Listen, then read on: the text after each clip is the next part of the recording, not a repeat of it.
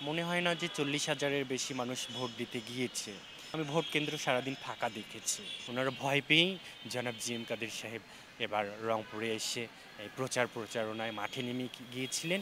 এমনকি পায়েও হেঁটেছিলেন, অনেক, অনেক কষ্ট করেছেন। এটা আমাকে ভয় পেয়েই করেছেন।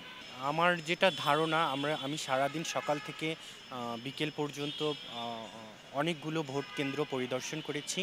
আ আমার যেটা ধারণা আমাদের রংপুরে মনে হয় না যে ৪০,০০০-এর বেশি মানুষ ভোট দিতে গিয়েছে। এখন আমার কাছে সেরকম পরিষ্কার কোনো প্রমাণ নেই। কিন্তু আমি ভোট কেন্দ্র সারাদিন ফাঁকা দেখেছি। এটা সত্য কথা। আ ভোট যারা দিতে গিয়েছে তারা আমাকেই ভোট দিতে গিয়েছে। জনাব জি এম কাদের সাহেবকে কিন্তু রংপুরের মানুষ পছন্দ করেন না।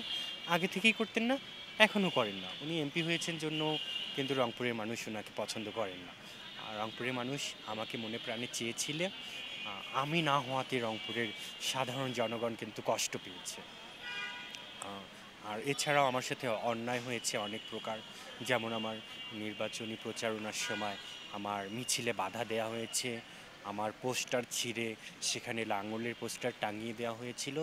এমনকি আ আর রংপুরের জাতীয় পার্টির বড়, বড় নেতারা আ আমাদের রংপুরে যত মসজিদ আছে, মসজিদের ইমাম সাহেবদেরকে নিয়ে ইনারা বসেছিলেন। ইমাম সাহেবদেরকে টাকা দিয়ে প্রত্যেকটা মসজিদে ভোটের একদিন আগে আ জুম্মার নামাজ ছিল।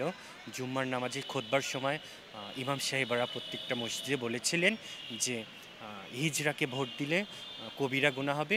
হিজড়াকে ভোট দিলে আ জালিমের খাতায় নাম লেখা হবে। এরকম একটা ফতোয়া কিন্তু আমাদের ইমাম সাহেবেরা দিয়েছিলেন। তো এরকম অনেক পাশে আমার সাথে অন্যায় করেছিল। আসলে এগুলো নির্বাচনী শিষ্টাচার না। এনারা আমার সাথে যেগুলো অন্যায় করেছে এটা আসলে গ্রহণযোগ্য নয়। আমি একজন অবহেলিত মানুষ। আমাকে সুযোগ দেওয়া উচিত ছিল। স্বাভাবিকভাবে ওনারা কার্যক্রম চালাতেন। এরকম কিন্তু বিভিন্ন সমস্যা আ আমি বিভিন্ন সমস্যার সম্মুখীন হয়েছি জাতীয় পার্টির দ্বারা। তারা কি আপনাকে ভয় পেয়েই বাধাগুলো দিয়ে আসছিল নাকি? অবশ্যই যখন দেখেছে রংপুরের মানুষ আ সকলেই একত্রিত হয়েছে, সারা বাংলাদেশের মানুষ কিন্তু তাকিয়েছিল আমাদের এই ২১ রংপুর ৩ এর এই নির্বাচনটা আসলে কী হবে। আ পুরো বাংলাদেশের মানুষ কিন্তু আমাকে চেয়েছিল, এখনও চায়। এখনও মানুষ কষ্ট পেয়ে আছে যে মানুষের খুব আশা ছিল যে আমি এবার নির্বাচিত হব, মানুষের ভাগ্য পরিবর্তনে আমি অবদান রাখবো। এরকম মানুষের একটা স্বপ্ন ছিল, অনেকটা বিশ্বাসও ছিল। সেই বিশ্বাসটা নষ্ট হয়ে গিয়েছে। সকলের এরকম চাওয়া পাওয়া দেখেই কিন্তু ওনারা ভয় পেয়ে গিয়েছিল।